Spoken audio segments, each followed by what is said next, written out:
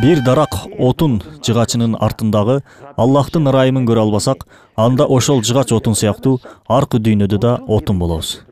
Алма, жүзүм мөмөсү бизге айтат: карагылачы, жакшылап көңүл буруп карагылачы. Бир чыбыктан, бир жыгачтан келип жатам.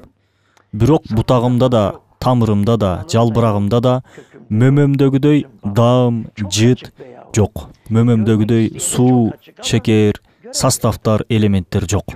Бул айдан ачык көрүнүп турат. Алмага карай турган болсок, түсү көзүмө жагат, жыты мурдума жагат. Ал эми даамы тилиме жагып жатат. Ичиндеги витаминдер болсо организмге жагып, ылайык келип жатат. Демек бул алманы шек күмөнсүз мага кандай нерселер жагарын билген бир зат берип жатат. Бир отун муну кайдан бермегиле? Карасак баары отундан, жыгачтан чыгып жаткандай.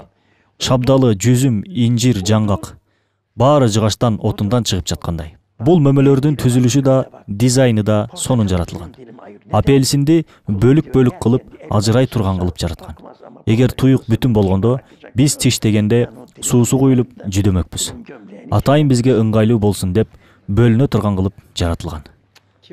Канчалык даражада кылдат, кооз, акылмандуулук менен жаратылганын карагылачы. Биз ушул нерселерди түшүнүп билүү үчүн келдик бул дүйнөгө. Башка кыла турган ишибиз жок бул дүйнөдө. Этибиз желинбейт, сүтүбүз ичилбейт, чачыбыздан байпак токуганга да болбойт.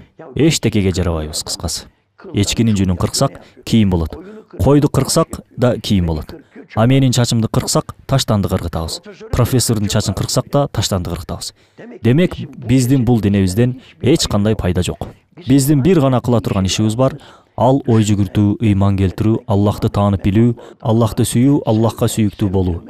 Кыскасы ибадат. Биз ушул үчүн жаратылганбыз. Уйга барып айтсак: "Эй уй, бул дүйнөгө эмне үчүн келдиң? Же футбол көрбөйсүң, же кафеге барып эс албайсың, ичимдик ичип ойнобойсуң, же эс алууга чыкпайсың. Мал сыяктуу жашап жүрөсүң. Күндүзү оттоп, түндөсү малканадасың. Ушул үчүн келдиңби, эй уй" десек, бизге уй айтса: "Сен кандай түшүнбөгөн немесиң?